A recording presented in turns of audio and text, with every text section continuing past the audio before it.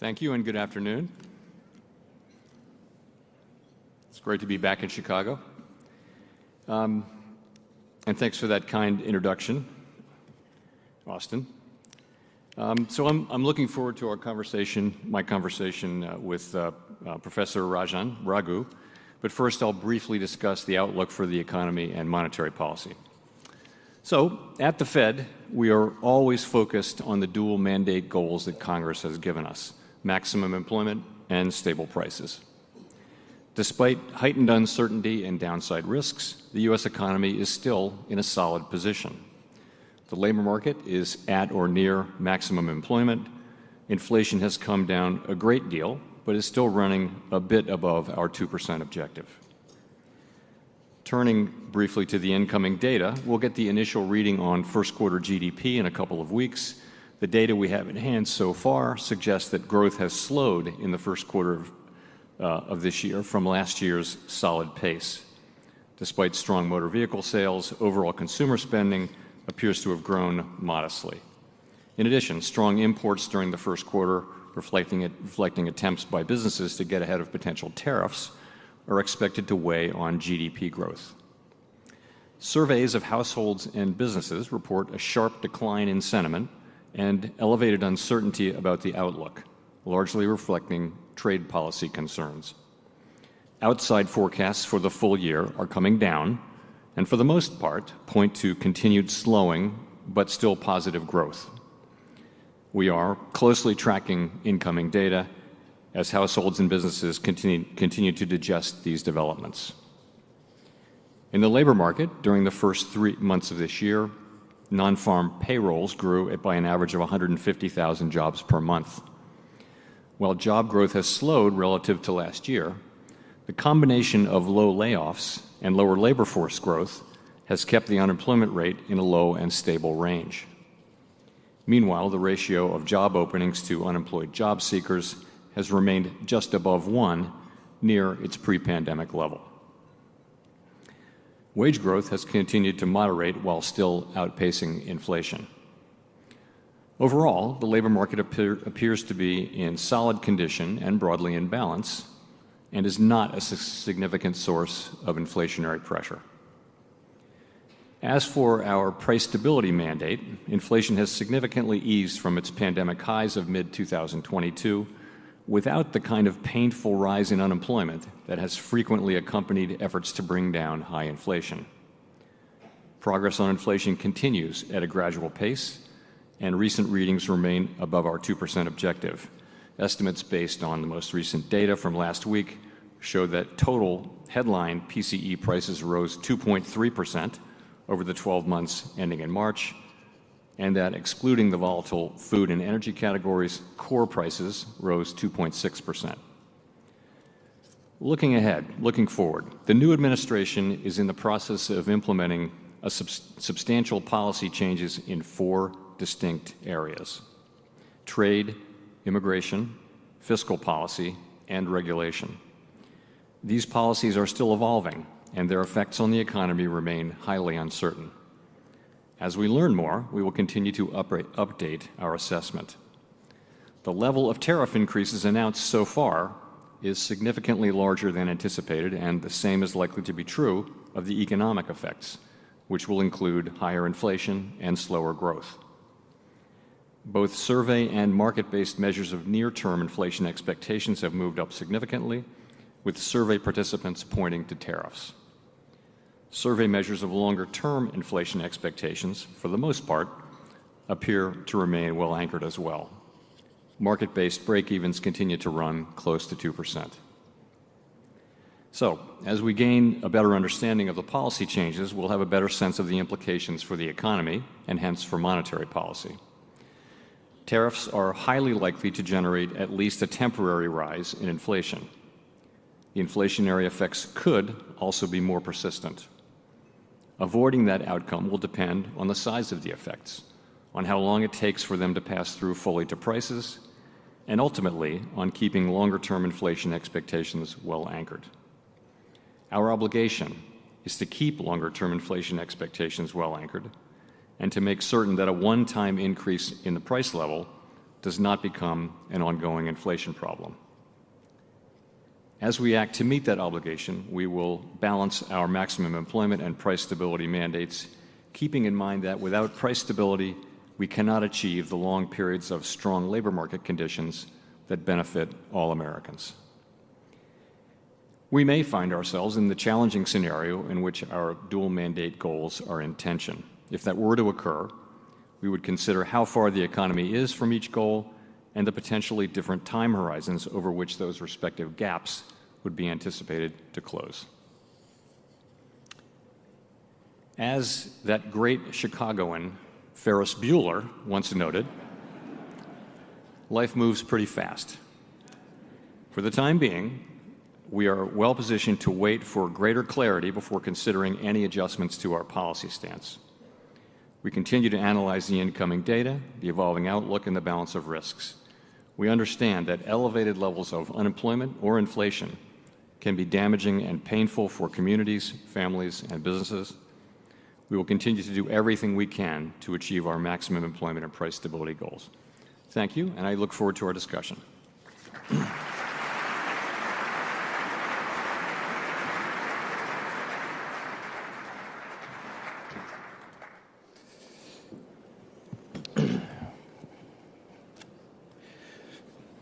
Thank you very much, Chair Powell, for those remarks. I look forward to your elaborating on them in the course of the next 40 minutes or so. I understand last time you were here, Melody Hobson interviewed you. Well, I'm a poor substitute, but I'll try and compensate in the quality of the questions. As you repeatedly emphasize, communication and transparency are very important for the Fed. I would like to get more from you on some of what you just said. As a former central banker, the only sort of caution I've been given by the Economic Club is to not lapse into central bank speak.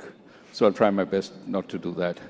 Let me start by saying you've guided the Fed through some really difficult events, including the pandemic, the dash for cash in March 2020, the great inflation, the banking crisis centered around Silicon Valley Bank. And then over the course of the last year, we've seen a growing possibility of a Fed-engineered soft landing. And now, it seems like everything has changed. In the course of a couple of months, JP Morgan has shifted to estimating the probability of a recession this year at around 60%. What do you think about all this? Well, first of all, thank you for being here today. It's a pleasure to be here with you. Actually, the speech or the appearance I did here was my very first appearance as chair 7.5 years ago. So it's great to be back. And I would agree with you that it's been an eventful 7 years.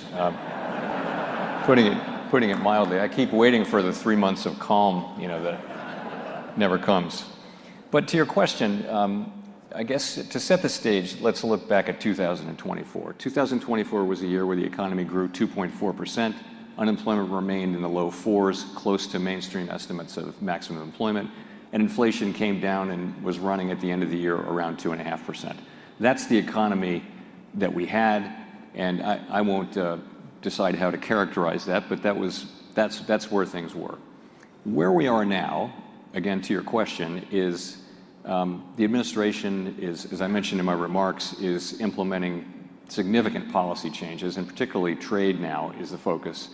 And the effects of that are likely to move us away from our goals. So unemployment is likely to go up as the economy slows in all likelihood, and inflation is likely to go up as tariffs find their way, and some part of those tariffs come to be paid by the public. So that's the strong likelihood, and my hope is that we'll get through this and get back. Well, we're always going to be aiming for maximum employment and price stability. That's what we do. I do think we'll be moving away from those goals probably for the balance of this year, and then, or at least not making any progress, and then we'll resume that progress as we can. Let's talk a little more about tariffs. I mean, you recognize that some of the effects of the tariffs will be one-off, transitory, but you also have said that perhaps they will give room for a number of firms to raise prices. You mentioned dryers when washing machine prices went up because of tariffs. dryer prices also went up in tandem, even though they weren't tariffed. What's your sense about the effects of tariffs on inflation? What would make them more persistent? And what would make them have effects on growth? So in a kind of a simple starting point is one tariff comes in that gets passed along in prices and raises inflation, but it's just a one-time thing. So the price level goes up, and that's it. But that can happen in some circumstances, but it depends on a number of things which we don't know yet. And I would point to a couple of them, or three of them actually. One is just the size of the effects. And as I mentioned, the tariffs are larger than forecasters had expected, certainly larger than we expected, even in our upside case. We looked at a range of cases. So that's one. The second one is how long does it take for the tariffs to have their effects on inflation?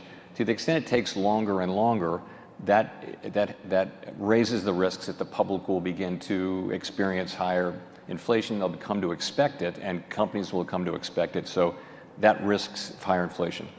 And the third is just what I mentioned in my speech, which is my remarks, which is got to keep inflation expectations well anchored. So if we have those three things under control, that's what it will take. And indeed, our role is to make sure that this will be a one-time increase in prices and not something that turns into an ongoing inflation process. That's a big part of our job. What about the effects of tariffs on quantities? With the level of tariffs that, for example, have been currently applied on China, there's a fear that the supply chain may get disrupted, that firms may not be able to import their relevant stuff from China given the level of prices. If it turns into a supply shock, would the Fed's response be different than if it was primarily something which affected just prices?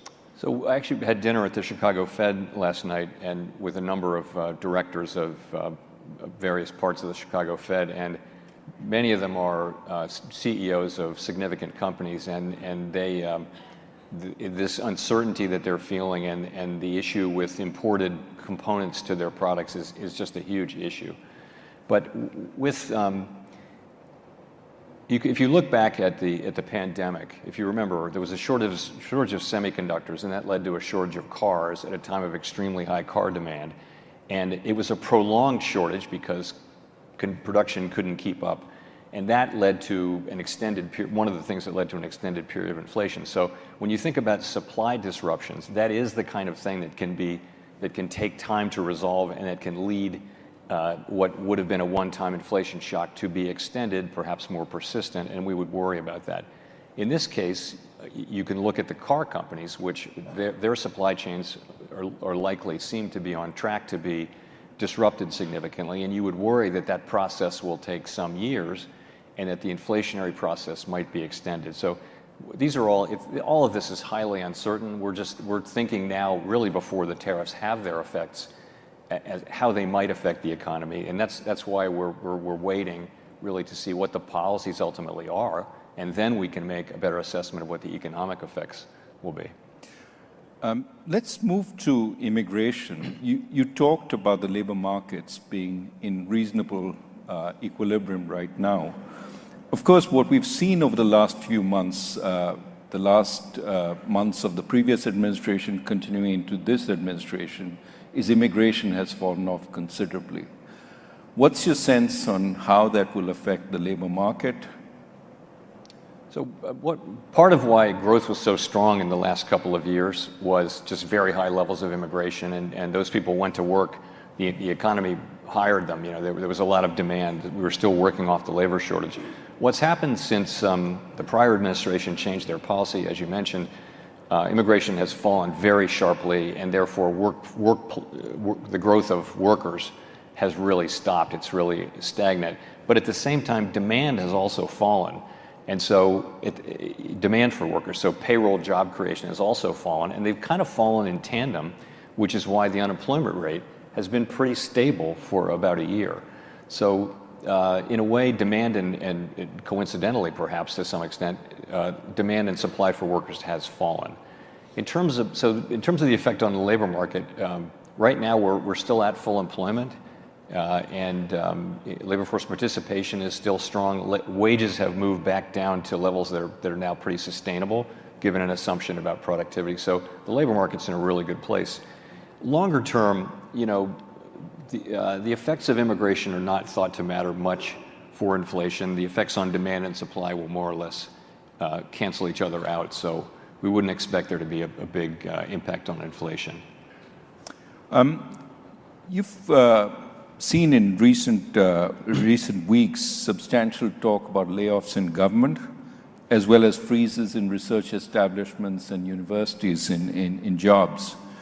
How soon and how big will this be in its impact on labor markets? So it's too soon to say, but what I can say is, of course, the people being laid off in government, this is highly significant to them. We don't know how big that's going to be. Right now, it's not big enough to affect a workforce of 170 million people materially. In terms of the cutbacks in funding and for science and things like that, we do see in areas, particularly in cities that have a lot of universities and research hospitals and research institutions, we're really hearing significant layoffs and significant impacts on employment. I don't know how much that will total up to. And of course, in addition, cutting back on scientific research may have implications for economic growth, for productivity, for health, for all kinds of things. But those are very difficult to estimate in real time. Now, given that we're talking about the future, you may be confronted in the not so distant future with both higher levels of unemployment as well as potentially higher inflation. And of course, the policies that each one requires could be different. You talked a little bit at the podium about how the Fed would see these two and how it would address it. Just giving you a chance again to elaborate on that.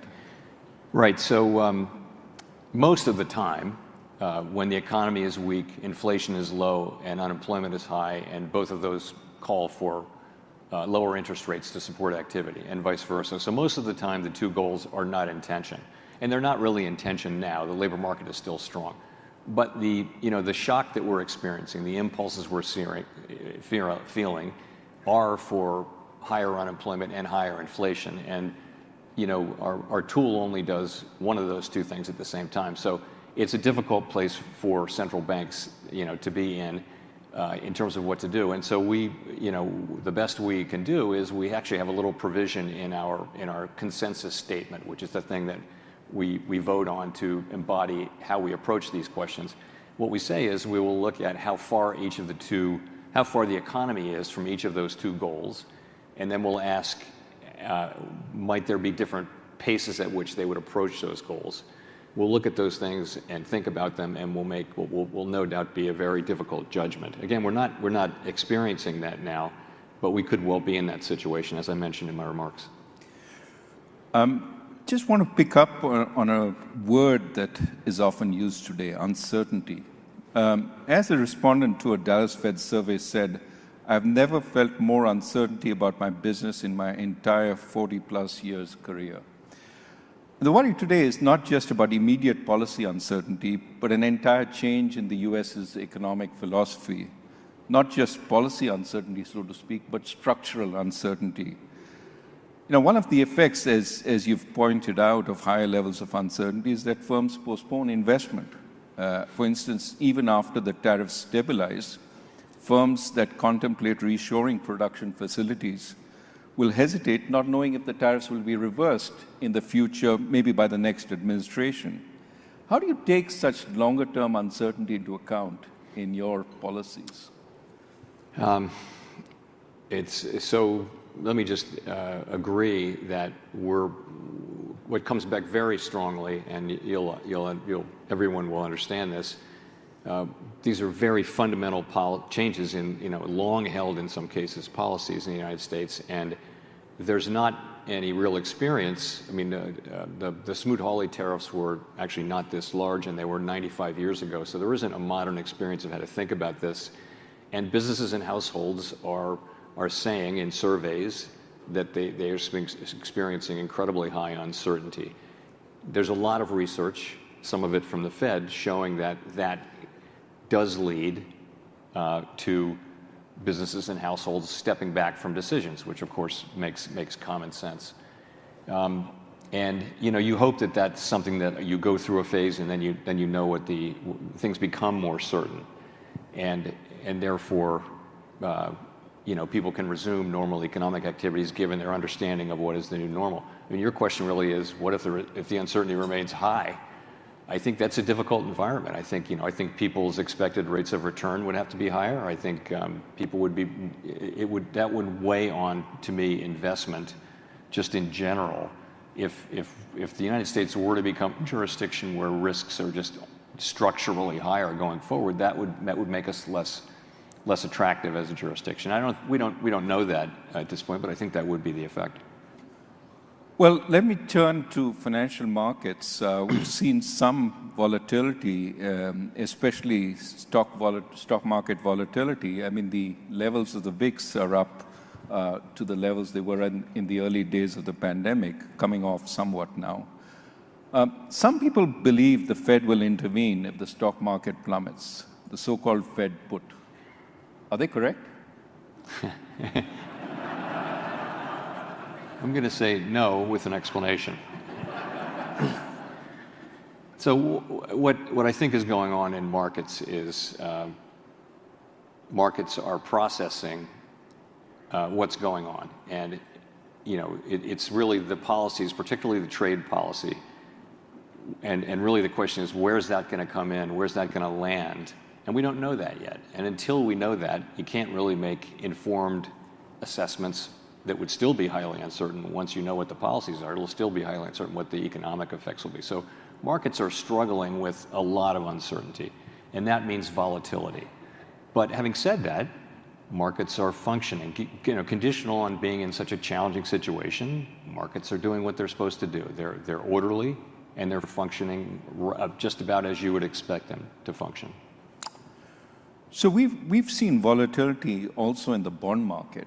And at a time when usually there's a flight to safety, we saw yields on the German Bund and the Japanese government bond come down, but we saw yields on US Treasuries go up. What do you attribute this to?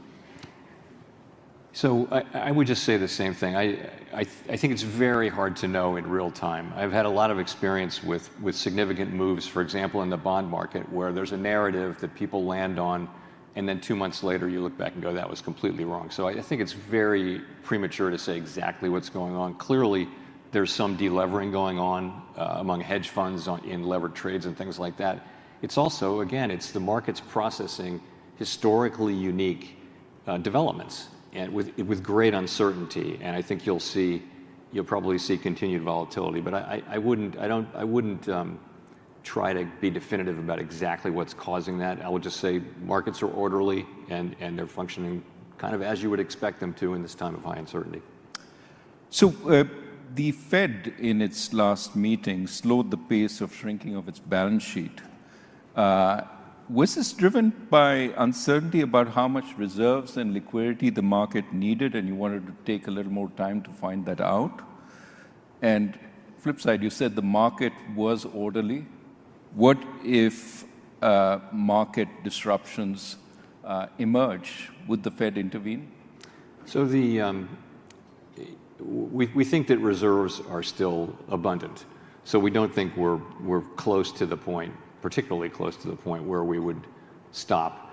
But we were facing a situation in which, for other reasons, there were going to be big flows into and out of reserves as it had to do with the debt ceiling and the Treasury General Account. For those of you who are Treasury market people, that'll make sense.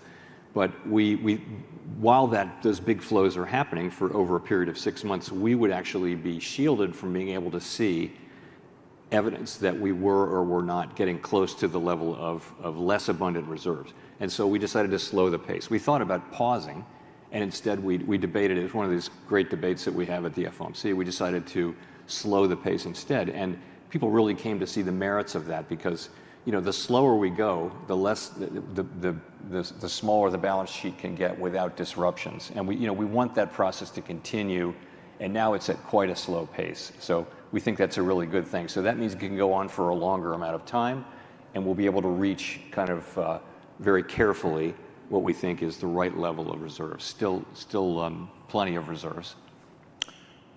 What about the international dollar-based system? With all these disruptions, do you stand ready to supply dollars to central banks as you've done in the past when there's been a global shortage of dollars? Sure, absolutely we do. Just for everyone's knowledge, we have standing dollar swap lines with 5 large central banks, and they go to the jurisdictions where there are big overseas dollar funding markets. And in effect, those are overseas markets where, for example, a European or Asian institution is buying an asset-backed security that is backed by loans to American consumers. So in effect, these are loans to American consumers, and we support that. We want to make sure that dollars are available. They need dollar funding to hold those dollar assets. So the way it works is, when needed, we lend to the central bank in dollars, and they pay us back in dollars. They then pay in their currency. They lend on in dollars, and so we take no credit risk or anything like that. And it supports dollar funding markets. Dollar funding markets are very sensitive during times of crisis, and it's very helpful. The reason we do it is it's really good for U.S. Consumers. So we'll continue to do that, just as part of the dollar being a reserve currency, the reserve currency, most important, and we will do that. You mentioned amongst the issues you were focused on was the U.S. fiscal situation. Well, clearly, U.S. sovereign debt continues to rise. And what are your thoughts on the longer-term implications for interest rates and economic stability? How much further can we go in terms of national debt before we cross a line that might be unsustainable in the long term? So the U.S. federal debt is on an unsustainable path. It's not at an unsustainable level, and no one really knows how much further we can go. Other countries over time have gone much farther, but we're now, we're running very large deficits at full employment, and this is a situation that we very much need to address. Sooner or later we'll have to, and sooner is better than later. In terms of, if I can say from my time working on these issues, it's not the Fed's issue, but if you look at a pie chart of federal spending, the biggest parts and the parts that are growing are Medicare, Medicaid, Social Security, and now interest payments. And so that's really where the work has to be done. And those are issues that can only be touched on a bipartisan basis. Neither party can figure out what to do without both parties being at the table. So that's critical. All of this domestic discretionary spending, which is essentially where 100% of the conversation is small as a percentage of federal spending, and is declining it's already declining as a percentage of federal spending. So when people are focusing on cutting domestic spending, they're not actually working on the problem. Domestic discretionary spending is already going down. I like to make that point because so much of the dialogue that the politicians offer is about domestic discretionary spending, which is not the issue. Well, let's turn to stability and regulation. Turning to the U.S. financial sector, we still have some concerns about distressed commercial real estate loans on bank balance sheets, whether they've been fully dealt with so far. There's some sense that they haven't. Add to that the very rapid growth in various forms of private credit over the last few years, which arguably haven't been tested by a full-blown recession. How would you put the resilience of our financial institutions at this point and their ability to weather potentially uncertain times? So I think our banking system is well capitalized with liquidity and is quite resilient right now to the kinds of shocks that it may face. I do believe that. In terms of the commercial real estate, there are, and this has been the case, really we've been working on this for 4 or 5 years now. There are some banks, it's mostly medium and small sized banks, who have elevated concentrations of commercial real estate, some of it troubled, and we've been working to make sure that those banks have a plan, have capital, and can absorb the losses that they're doing. So, and that's been going on for some time. The very largest banks don't tend to have high concentrations, so this is a problem that we have known would take years to work through, but we're really well into the process of working through it. In terms of the non-bank financial sector, it's grown enormously. The provision of credit by non-banks has grown just really fast. Most of it has been funded, though, with a private equity-like structure where it's limited partners who are signed up for 10 years to a general partner to invest that money. They're not depositors who can run. Your money's committed. And so that funding model is kind of run-proof.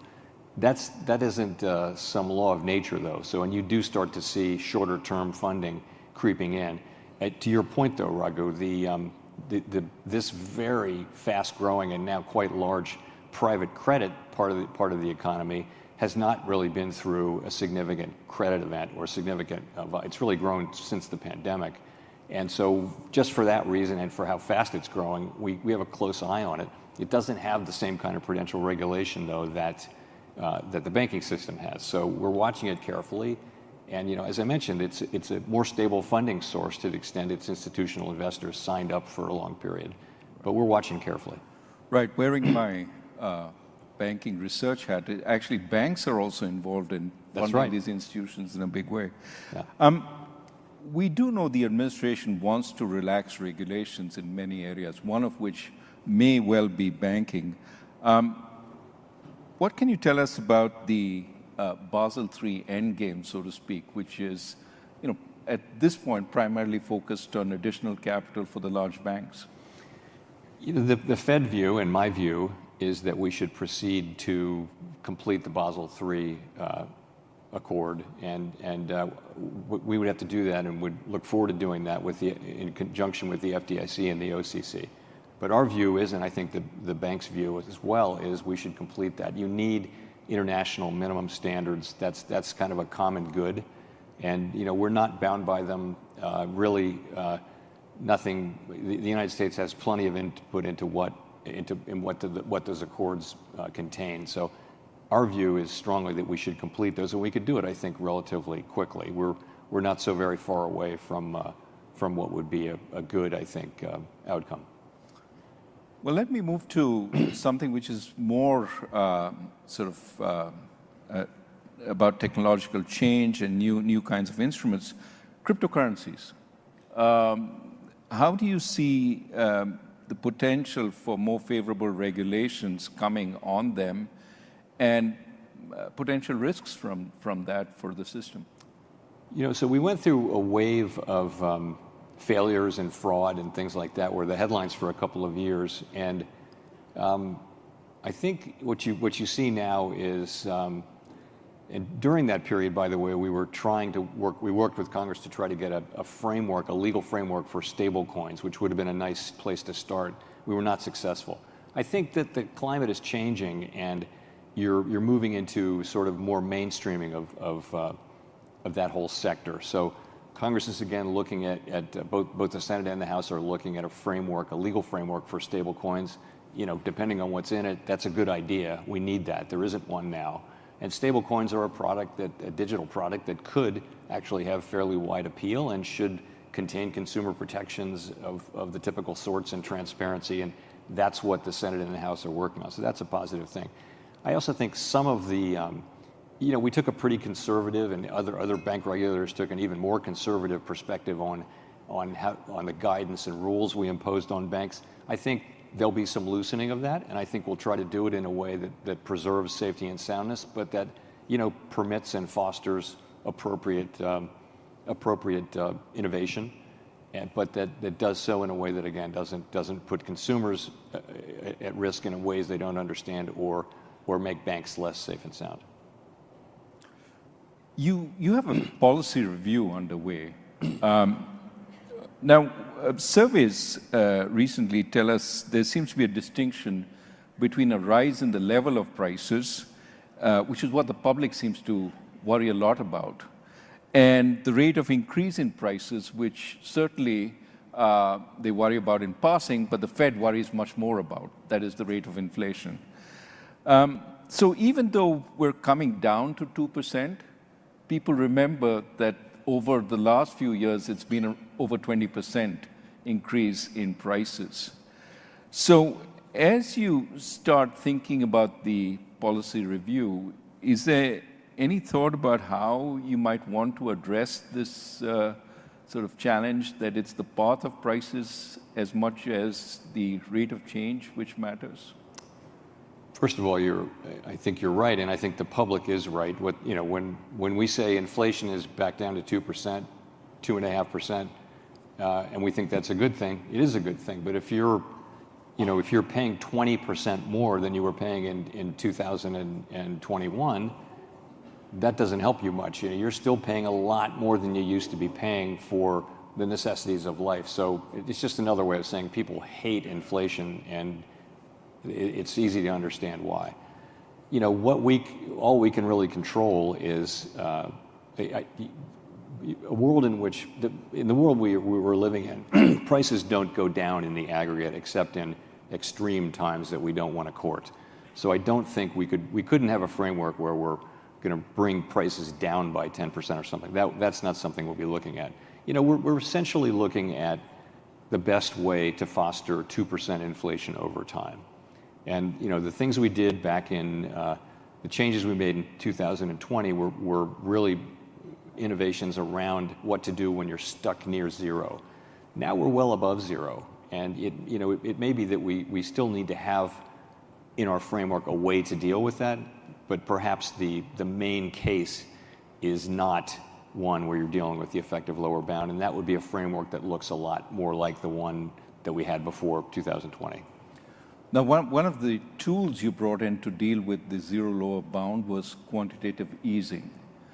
But you've also used quantitative easing to fix disruptions in the financial markets. Are you going to be more specific about what your objective is with quantitative easing as you go through this review? So in the beginning, it's typically we're using it for financial market function. That was the case with the global financial crisis and with the pandemic.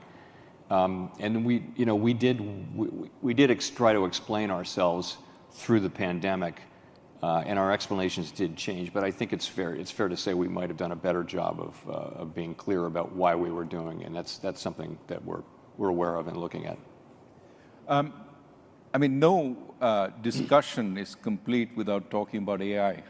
Yeah. With AI coming fast and furious, it could affect productivity, it could affect employment. There are some people who say we will see for the first time technological unemployment in a serious way with AI. What are your thoughts about it, and how will it impact the Fed going forward? So like everyone who's been exposed to what it's capable of, it's beyond, I started thinking about it as like a better version of Google, but it's not. It's like a better version of a person, it can do amazing things. And so the question is, all through the 250 years of technological innovation, technology evolves and people worry that it's going to replace human labor and people will be unemployed. And that hasn't been the case. It may be the case in the short run, but in the long run, what it's done is raise human productivity and therefore living standards. So is this going to be the case where it eliminates more jobs than it creates? And we just don't know. You come back in 20 years, will it be the case that just people are much more productive in their work because of AI? Or will it be the case that AI has just replaced a lot of people? And I think it's very hard to say, but it truly is remarkable in what it's capable of. And it's, we had a demonstration by a Wharton professor recently, and you speak to it like it's a person, and it kind of responds like a person. And the things that it can do are really amazing. By the way, this is early days. They're talking about even the next couple of years will bring more dramatic breakthroughs. So I think it's one of the 2 or 3 things most likely to bring dramatic change to the economy all around the world in the next 20 years. And I'd say very hard to say how it shakes out. Let me turn to your job. An important man once said of your job, "It's the greatest job in government." You show up to office once a month and you say, "Let's see, flip a coin." And then everybody talks about you like you're a god. What is it that you normally do every day in the office? Is it fulfilling and, dare I say, enjoyable? And do you really feel like a god? So I would agree. I think it's the best job in government. I would agree. I really do enjoy it. Yes, I love the job. It's a great honor to serve. It's quite humbling because everybody makes mistakes. It's just the economy is just not very predictable. All of that is true, and I do what everybody expects me to do. I read. We do a little more reading though as part of our daily. My colleagues and I do part of our daily regime than a typical executive would do. In terms of being a god, I would say that we are blessed with a large number of amply compensated critics who would kind of tend to undercut that. So we don't feel like a god. So let me go to the more mundane. In that office, what are the key indicators you look for? What are the sources of data that you go to as you try and make up your mind? So I'd say start with labor. There's more labor market data and better reliable labor market data than probably anywhere else, and it's just a lot of data. And it's new jobs, it's payroll, it's wages, it's participation. You can break all of those down in different categories. It's a million different things. So there's a lot of labor market data. It's a great field if you're going into economics because there's just so much to do. So and then we look at the inflation data. Also, I keep track of global developments pretty carefully, and I talk to my global counterparts pretty regularly just to stay aware of what's going on. Financial markets are really important, and you can and lately something that we're paying close attention to, as you would expect, what's going on around the world in currency markets, in fixed income markets, in equity markets, all of that. For me, though, my background was more in the private sector and as an investor, and for a significant part of my career. And I have to talk to outsiders about what they're seeing and what they're dealing with for it to really kind of fit together for me. I can look at only so much data, and but to really get the story and the narrative, it's more talking to outsiders, and anecdotal data does help things kind of fit together for me, I would say. Yeah, you told us about speaking with business people last night and getting a sense of what was going on in the Midwest. Let me turn to Fed independence. You've reiterated that you intend to stay in office until the end of your term, and that certainly reassured many in financial markets. What are the levers the government or the legislature have to pressure the Fed? And should one worry about threats to the Fed's independence once you're gone? So our independence is a matter of law.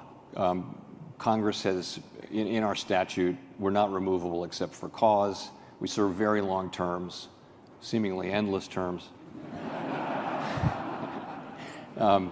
So we're protected in the law. So Congress could change that law, but I don't think there's any danger of that. Fed independence has pretty broad support across both political parties and in both sides of the Hill. So I think that's not a problem. There's a Supreme Court case people will have read probably in today's Journal at which the Supreme Court may decide whether independent agencies generally, whether they're authorizing laws, can contain a provision that prevents the president from firing members of a commission other than for cause. And that's a case that people are talking about a lot. I don't think that decision will apply to the Fed, but I don't know. It's a situation that we're monitoring carefully. Generally speaking, Fed independence is very widely understood and supported in Washington, in Congress where it really matters. And the point is, we can make our decisions, and we will only make our decisions based on our best thinking, based on our best analysis of the data about what is the way to achieve our dual mandate goals as we can to best serve the American people. That's the only thing we're ever going to do. We're never going to be influenced by any political pressure. People can say whatever they want. That's fine. That's not a problem. But we will do what we do strictly without consideration of political or any other extraneous factors.